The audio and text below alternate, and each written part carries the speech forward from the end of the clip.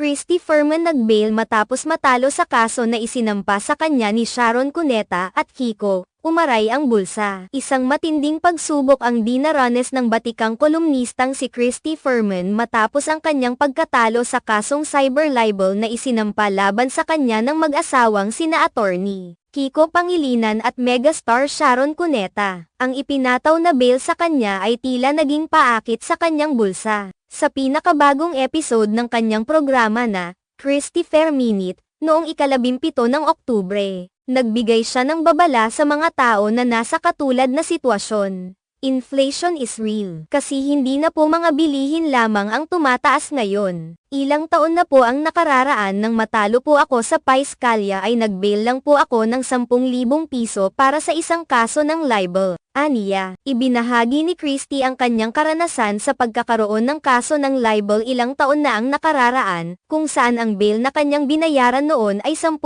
piso lamang. Ngayon po, 48,000 piso na po per count ang bail. Kaya ang taas-taas na po. Sa mga may kaso dyan ng libel, paghandaan na po natin ito, dagdag pa niya. Ipinapahayag niya ang kanyang pagkabahala at nagbigay ng payo sa mga may kaparehong kaso, na dapat nilang paghandaan ang mataas na halaga ng bail. Naging emosyonal si Christy habang inilahad ang kanyang saloobin hinggil sa resulta ng kanyang laban. Kahit na siya ay nalungkot sa naging desisyon, iginiit niyang hindi siya sisuko. Hindi ito ang katapusan. Iaakyat pa natin ito sa Regional Trial Court ng Makati City, pahayag niya, na nagbigay ng pag-asa sa kanyang mga taga-suporta. Sa kanyang talumpati, binigyang diin ni Christy na ang laban ay hindi pa tapos. Hindi lang naman ngayon ang laban. Ito po ay sa Piscalya pa lamang. Unang hakbang pa lamang po ito sa Piscalya. Aakyat po ito ngayon sa RTC Makati. Aniya, ang kanyang determinasyon na ipaglaban ang kanyang kaso ay nagbigay inspirasyon sa kanyang mga taga-subaybay na patuloy na maniwala sa kanilang mga karapatan.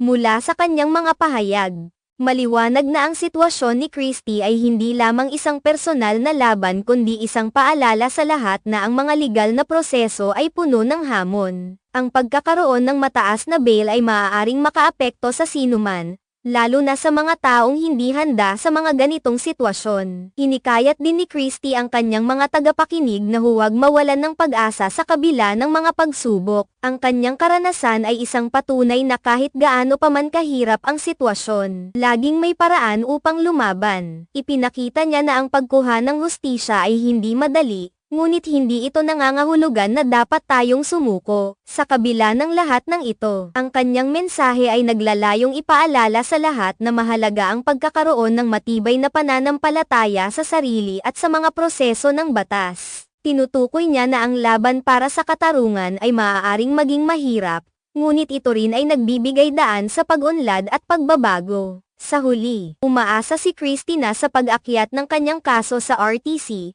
magkakaroon siya ng mas patas na pagkakataon. Ang kanyang kwento ay nagtuturo sa atin ng leksyon tungkol sa pakikipaglaban para sa ating mga karapatan at ang pagkilala sa mga pagsubok na maaaring harapin sa proseso. Ang kanyang determinasyon ay isang inspirasyon sa mga nakakaranas ng katulad na sitwasyon, na huwag mawalan ng pag-asa at patuloy na lumaban para sa katarungan.